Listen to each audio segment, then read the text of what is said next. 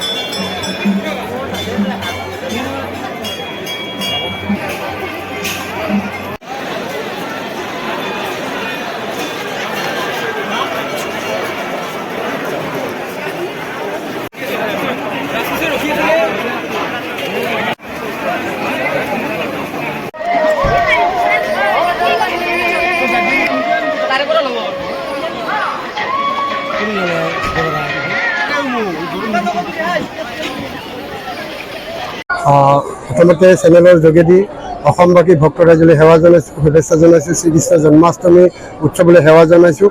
আৰু মহাপ্ৰভু শ্ৰী শ্ৰী গৰখীয়া গোসাঁই থানত হোৱা এই জন্ম উৎসৱ, শ্ৰীকৃষ্ণৰ জন্ম উৎসৱ প্ৰতিবাৰতেই অগণন ভক্তৰ সমাগম হয়।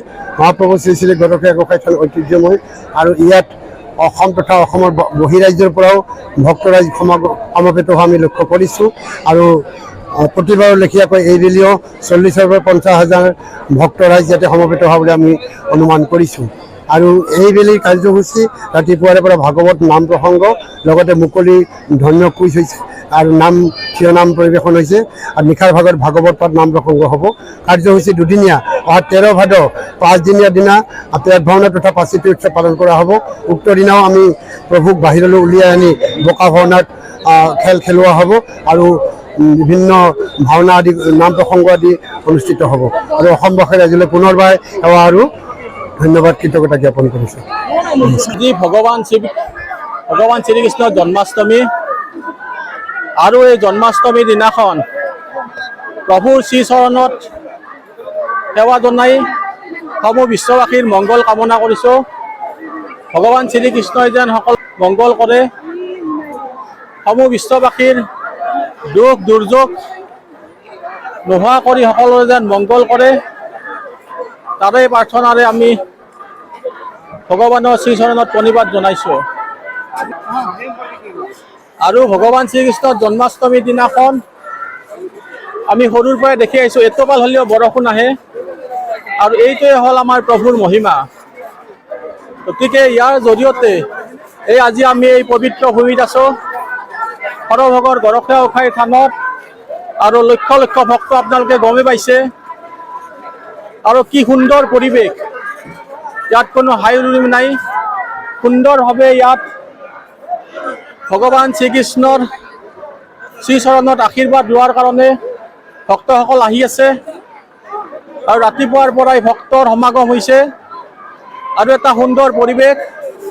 আৰু যিসকলে ঘৰত আছে তেওঁলোকে আহক এই সৰভোগৰ গৰখীয়া গোসাঁই প্ৰভুৰ থানত আৰু এটা সেৱা লৈ নিজৰ নিজৰ মংগল কামনাৰে ভগৱান শ্ৰীকৃষ্ণৰ ওচৰত প্ৰাৰ্থনা কৰক, তাৰে কামনা কৰিছোঁ।